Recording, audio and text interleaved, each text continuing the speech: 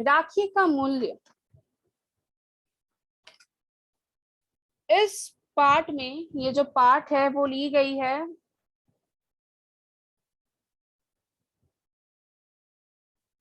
you can say it's a kind of drama where we will see Karamvati, Humayun in this drama. In this drama, it's a kind of drama where it is expressed. Ma'am?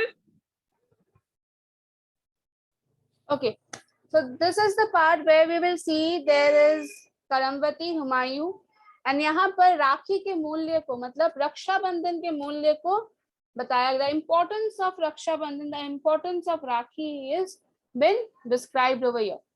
Let's start. एकांकी. चित्तौड़ के भीतरी भाग में महाराणा संघा की पत्नियां करमवती, Jawahar by तथा शतरनियां थालियों में राखी सजाए खड़ी हैं.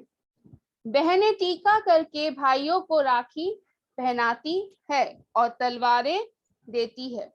करमवती. मेवाड़ में ऐसी रंगीन श्रावणी कभी नहीं आई होगी. भाइयों,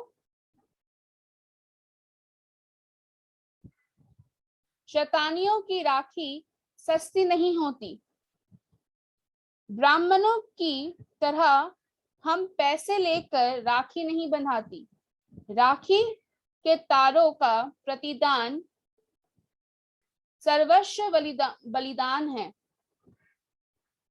जिन्हें प्राण देने का चाव हो वे ही ये राखी स्वीकार करेंगे.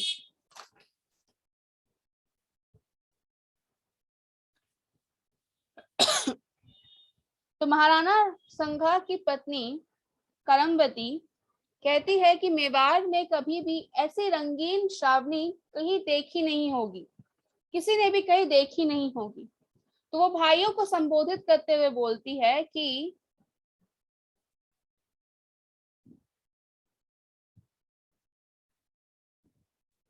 शतरानियों की जो राखी होती है वो सस्ती नहीं होती.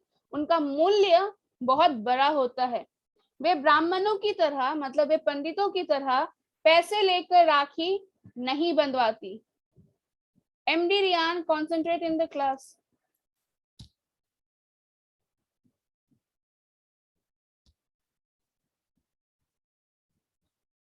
Either you concentrate in the class, or if you are not willing to do the class, you may leave the class.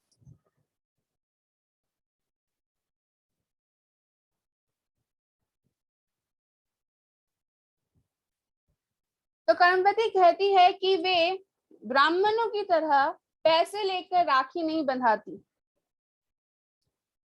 राखी के तारों का मतलब जो the threads which are there in the राखी, उन्हें हम तार भी कह सकते. तो राखी के तारों का मतलब होता है और उनके प्रतिदान में मतलब उनके बदले में सर्वोच्च बलिदान मतलब सब कुछ अपना निछावर कर देना. जो भी वो राखी बनवाते हैं उन राखियों का मतलब होता है कि वे हमेशा सज रहे, कि भाई हमेशा सज रहे कि वे अपनी बहनों की रक्षा के लिए अपना सब कुछ निछावर कर सके. जिन्हें प्राण देने का चाव हो वे ही राखियां स्वीकार करे. तो करमवती सारे सिपाहियों से कहती है और सारे भाइयों से कहती है कि जो भाई अपने बहन के लिए, अपनी बहन की रक्षा के लिए अपने प्राण देने के लिए सज हो और जिन्हें चाव हो वही आकर इन राखियों को स्वीकार करे, एक्सेप्ट करे. एक क्षत्रिय. मेवाड़ के क्षत्रियों को यह बात नए सिरे से ना समझनी होगी. माँ, हम लोग सदियों से हंसते हंसते प्राण देते आए हैं. हमारी इस अजय शक्ति का स्रोत और कहाँ है? बहनों की राखियों के ये धागे ही तो हमें बल देते आए हैं. तो एक क्षत्रिय, क्षत्रिय का मतलब होता है एक सिपाही। एक सिपाही कहते हैं कि मेवाड़ के जितने भी सिपाही हैं, मेवाड़ के जितने भी क्षत्रिय हैं, उन्हें यह बात नए सिरे से बताने की जरूरत नहीं है कि राखी का मूल्य क्या है, राखी का मतलब क्या है। तो वो करमबती को माँ संबोधित करते हुए कहते हैं कि माँ, हम लोग सदियों से हंसते हंसते अपने प्राण को निछावर करते हुए आए हैं, और हमारी जो ये अजय शक्ति है, अजय का मतलब होता है इसे कभी हराया ना जा सके, तो हमारी जो ये अजय शक्ति है, इसका स्रोत कहाँ से, मतलब इसका उद्गम, इसकी स्टार्टिंग या इसकी ओरिजिन कहाँ से है। इसकी ओरिजिन और हमें जो ये शक्ति मिलती है, ये इन राखियों में ही छिपी हुई है, जो हमें हमारी बहनें हमारी कलाइयों में बांधती है, और इन्हीं से हमें बल भी प्राप्त होता है। बल का मतलब होता है स्ट्रेंथ एंड शक्ति। करमबती, धन्य हो वीरो, तुमसे यही आशा थी। अच्छा आ जाओ, अच्छा आओ, राखी की इस मर्यादा में बंद कर प्रतिज्ञा करो कि प्राण रहते मेवाड़ की पताका को झुकने ना दोगे। तो करमबती उस क्षत्रिय के बातों को सुनकर कहती है कि धन्य हो वीरो, मुझे तुमसे यही आशा थी। I expected this from you only. अच्छा अब आ जाओ, अब आकर इस राखी के इस मर्यादा को बांध कर यह प्रतिज्ञा करो, मतलब राखी को बांधते हुए प्रतिज्ञा करो कि जब तक तुम्हारे शरीर में प्राण रहेंगे तब तक मेवाड़ की जो पताका है, पताका का मतलब होता है फ्लैग, मेवाड़ की पताका को कभी झुकने नहीं दोगे। सब मतलब जितने भी क्षत्रिय, जितने भी सैनिक वहां थे, सब बोल उठे, यही होगा माँ, यही होगा। करमबती, मेवाड़ के सपूतों, मेवाड़ के अभिमान तुम ही हो, तुम्हारी कीर्ति अमर है, जाओ रणभूमि तुम्हारी प्रतीक्षा कर रही है। तो करमबती सभी सैनिकों से कहते हैं कि मेवाड़ के सपूतों मतलब मेवाड़ के बच्चों या मेवाड़ के लड़कों, पुत्रों, तुम मेवाड़ के अभिमान हो, you are the pride of the state. तुम्हारी कृति, कृति का मतलब होता है, you can say the workings or the battle they fight in the battlefield, the way they fight in the battlefield, जिसे हम बोलते हैं शीरगति को प्राप्त करना। तो तुम्हारी कृति अमर हो जाएगी, जाओ रणभूमि तुम्हारी प्रतीक्षा कर रही है, मतलब वो the battlefield is waiting for you। अभिवादन करके क्षत्रियों का प्रस्थान, मतलब रेस्पेक्ट देते हुए सभी क्षत्रिय, सभी सैनिक थे वो वहां से प्रस्थान कर लेते हैं, मतलब वहां से चले जाते हैं। करमबती, बहनों तुम शीघ्र जाकर घर में वीरव्रता की तैयारियां करो। करमबती कहती है, जितनी भी वहां पे महिलाएं थी सभी को संबोधित करते हुए कहती है कि बहनों तुम शीघ्र ही, तुम मतलब तुम जल्दी ही घर जाकर वीर व्रत की तैयारी करो। वीर व्रत मतलब वीरों के लिए जो व्रत रखा जाता है, या आप बोल सकते हो जो पूजा की जाती है, उसकी तैयारी करो। जवाहर बाई के अतिरिक्त सब बहनों का प्रस्थान। तो प्ले में कौन कौन थे? अभी प्ले में सिर्फ करमबती और जवाहर बाई। करमबती, हाँ बाघ सिंह, युद्ध का क्या हाल है? बाघ सिंह, राजपूत वीरता से लड़ रहे हैं, किंतु एक तो हमारी संख्या बहुत कम है, दूसरे शत्रुओं का यूरोपियन तोपखाना आग उगल रहा है।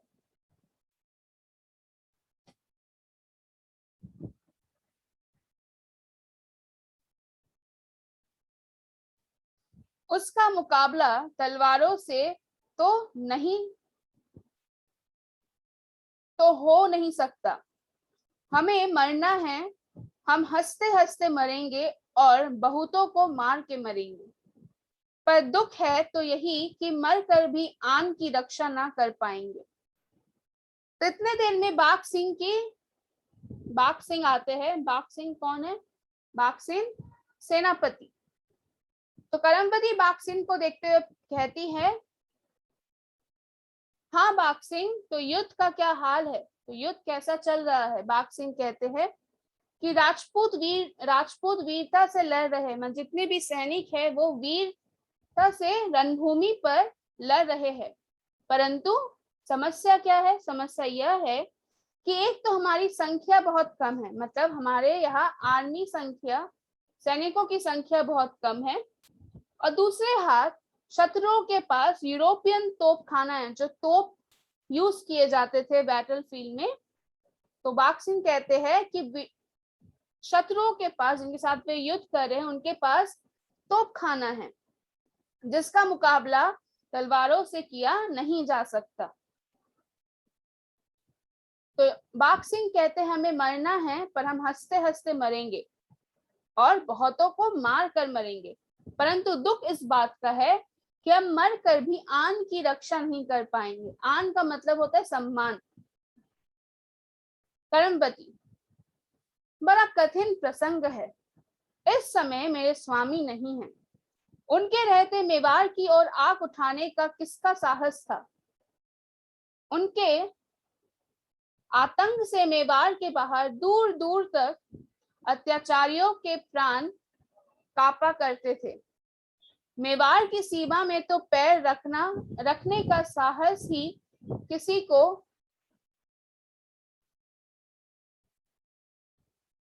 किसको हो सकता था। बाघसिंह जी, हमने आपसी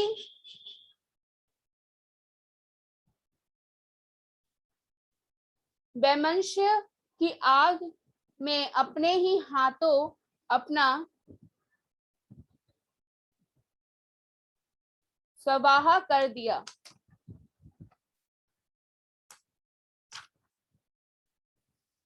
तो बाघसिंह की बातों को सुनकर करमवती कहती हैं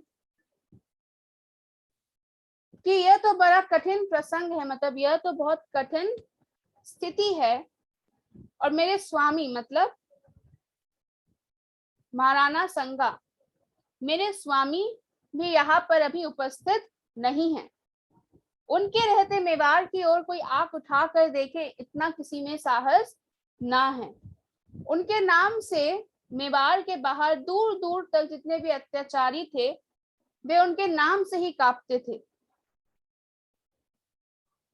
और मेवाड़ की सीमा पर पैर रखने का साहस भी किसी में ना था।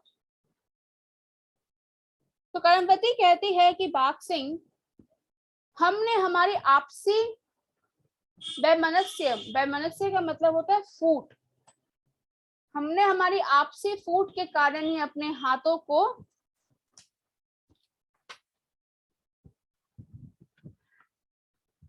अपने राज्य को नाश की ओर ले जा रहे हैं। ओके।